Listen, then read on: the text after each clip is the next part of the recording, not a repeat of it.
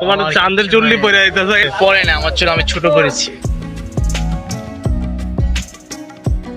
আমরা মেনলি কেন আসছি এখানে? আমাদের মনকে পরিষ্কার করতে। তো মনকে পরিষ্কার করতে আসছি, আপনারাও আসবেন। এখানে আসলে আসলে মন প্রাণ সবকিছু জুড়ে যায়। দীর্ঘদিন আমরা সবাই ডিপ্রেশনে ছিলাম, ব্যবসায় লস খাইয়া, এখন মনটা ভালো করার জন্য এখানে চলে আসি। তাই আর আপনাদেরকে আমি ওই দোকানের ভিডিওটা দিব। আমার বন্ধুর দোকানটা কিছুদিন আগে পুড়ে গেছে। আমার বন্ধুর অনেকদিন যাবত মন খারাপ, তাই ভাবলাম আজকে নিয়ে আসলাম। এই যে আরেকজন পার্টনার ডিপ্রেশন থেকে আমার বন্ধুর জন্য। তো বাসা থেকে নেমে তিনজনে একটা রিকশায় চেপে বসলাম। এখন আমরা যাচ্ছি শাকিলের দোকানের উদ্দেশ্যে। দোকানে পুড়ে গেছে, দোকানে ফ্রিজের লাইন দেওয়া হয়নি। ইলেকট্রিশিয়ানরা কালকে লাইনটা ঠিক করছে, আজকে ফ্রিজের লাইন দিয়ে আসতে হবে, না হলে আবার মালামালের ক্ষতি হয়ে যাবে, আইসক্রিম ওইগুলা গলে যাবে। এখন শাকিল দোকান খুলতেছে। আমার দুইজন ফ্রেন্ডের নামই শাকিল।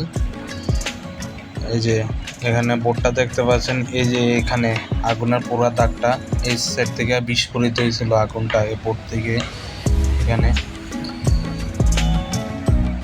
এই যে ফ্রিজের মালামাল, এখন দোকানটা মালামাল আছে কিছুটা কম আছে, এখন দোকানটা ছাইড়া দিব ওরা। আর এই যে শাকিল ফ্রিজের লাইনটা দিয়ে দিছে, আর পরীক্ষা করে দেখতেছে আইসক্রিমের কোনো ক্ষতি হয়েছে কিনা। আল্লাহর রহমতে কোনো ক্ষতি হয়নি। এখন আমরা আবার ছুটে চলছি দিয়াবাড়ির উদ্দেশ্যে। আরেকটা রিক্সায় চেপে বসলাম।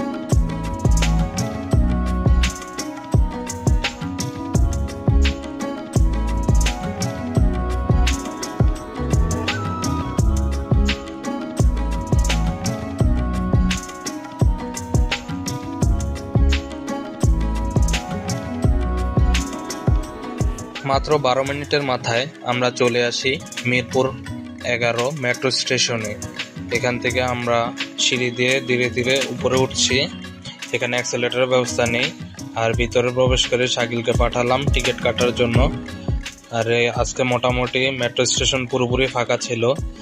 আর আজকে আপনাদেরকে মেট্রো স্টেশনে টিকিট কাটার প্রসেসটা দেখাবো। যদিও সবাই এখন উঠে গেছেন।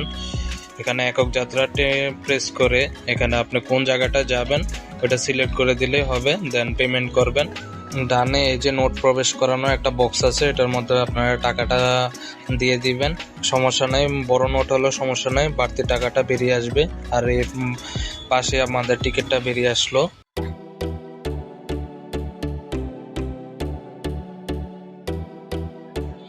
আর এদিক থেকে এন্ট্রি করতে হলে আগে আপনাকে কার্ডটা এখানে পাঞ্চ করতে হবে, দেন অটোমেটিক ডোরটা খুলে যাবে।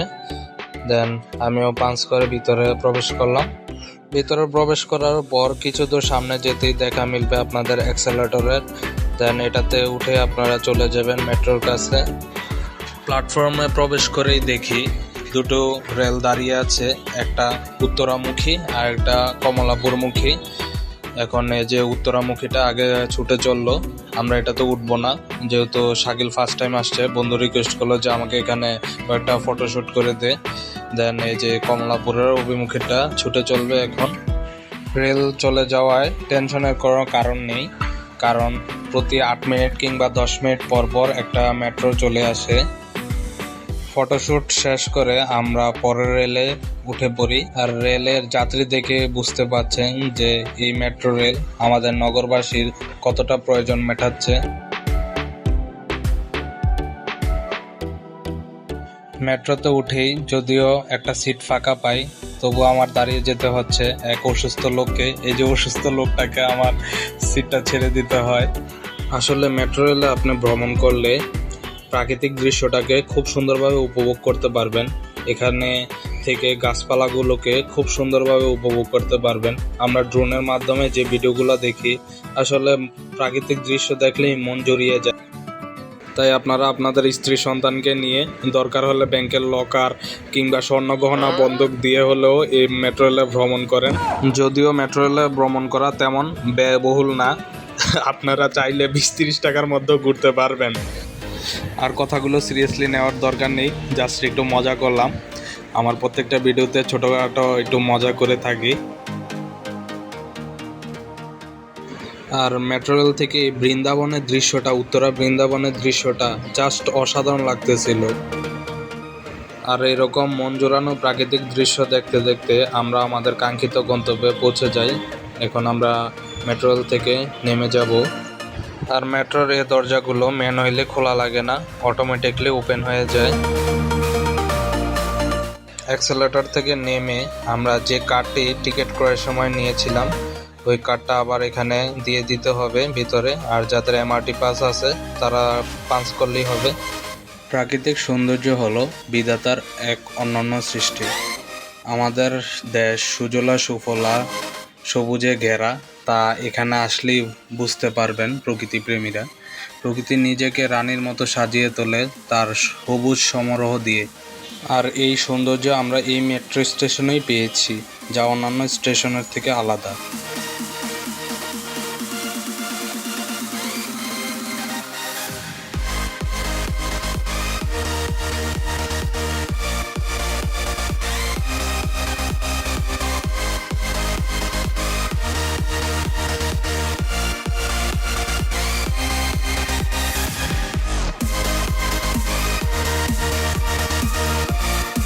নিচে এসে দেখি কিছু বাচ্চারা এখানে স্টান্ট করতেছে।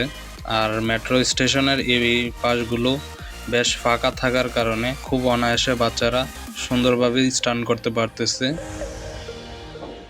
আর এখানে আমাদের একটা ভাই স্টান্ট করে আমাদেরকে দেখাচ্ছে।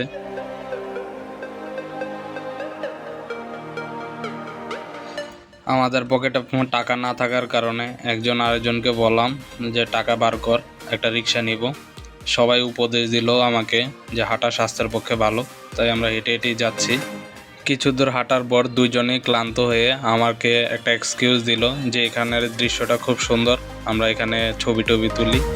আর এই সুযোগে ওরা কিছুটা রেস্ট নিয়ে নিল আর কি। কিছু দূর আসতেই আমরা পেয়ে যাই একটি খাল। আর এই খালের সাথে আমাদের বাংলাদেশের একটি বিখ্যাত নদীর সাথে মিল রয়েছে। মিল কোথায়? মিল হচ্ছে স্মেলে। এদের দুইটারই দুর্গন্ধ একই রকম। বললাম একটা রিক্সা নিতে, টাকা বাঁচানোর জন্য হাঁটলো। এখন দেখেন হাঁটতে গিয়ে ওদের বেহাল দশা। পাশেই দেখতেছি অনেকে কাইকিং করতেছে, তাই এখান থেকে একটু জুম করে দেখে নিলাম। দিয়াবাড়িতে এসে আপনাদের অন্যান্য জিনিস খারাপ লাগতে পারে, কিন্তু আমি আপনাদেরকে 100% সিউরিটি দিতে পারি আপনারা কাইকিং করলে একটা সেরকম ফিল নিতে পারবেন। শান্ত জলের বুকে কাইকিং, এরকম নিরিবিলি জায়গা আর ঢাকা শহরে অন্য কোথাও পাবেন না। আসসালামু আলাইকুম। অনেকদিন যাবৎ আসবো করে আসা হইতেছে না যে আমরা দিয়াবাড়িতে আসবো। আর আজকে আমার বন্ধু এক প্রকার জোর করে নিয়ে আসলো দিয়াবাড়িতে। এই জায়গায় আসলে আপনি একমাত্র ফিল নিতে পারবেন গ্রাম। চারপাশটা পুরোপুরি সবুজে আচ্ছন্ন হয়ে আছে। এখানে আসলে কচুরিপানা এবং নগরবাসী এখানে স্বস্তির শ্বাস ফেলতে এই জায়গায় বিকালে ভিড় জমায়। আর পাশাপাশি এখানে বিভিন্ন ধরনের দোকানপাট দেখতে পাবেন, যেগুলোর ম্যাক্সিমামই ফুচকা চটপটির দোকান আর শরবত কিংবা একটি চায়ের দোকান পেয়ে যাবেন। আর এই জায়গা থেকে ফুচকা চটপটি আমি কখনোই সাজেস্ট করব না। এখন জিজ্ঞেস করতে পারেন ভাই কেমন, আমি খেয়েছি পুরোপুরি বাজে। আমি বলবো বরাবরের মতো আপনারা বাদ দেন। এখানে আসবেন শুধুমাত্র ঘোরাঘুরি করার জন্য। আর এই জায়গায় আসলে মানুষ এমনিতেই নিস্তব্ধ হয়ে যায়, যে প্রাকৃতিক বাতাস, মনোরম পরিবেশ। আর এই জায়গায় শিশুদের বিনোদনের বিভিন্ন রাইড রয়েছে, চাইলে আপনারা বাচ্চাদেরকে নিয়ে ঘোরাতে পারেন। আর এই জায়গা থেকে আপনারা মেট্রো রেলের ভালো একটা ভিউ পেয়ে যাবেন। পাশাপাশি কাইকিংয়ের কথা আমি শুরুতেই বলছি, কাইকিংটা মোস্ট ইম্পর্ট্যান্ট। এই কাইকিংয়ে এখানে আপনারা সে একটা ফিল পাবেন। বিশেষ করে সন্ধ্যার পর এই জায়গাটা আরও আমার কাছে বেশ ভালো লাগে।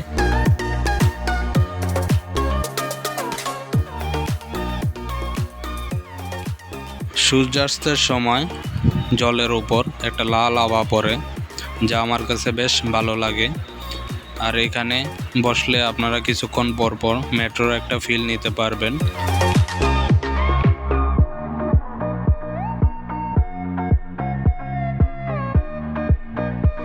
দিনের আলো যত ফুরিয়ে আসছে, দিয়াবাড়ি লেকের সৌন্দর্য ততই বৃদ্ধি পাচ্ছে।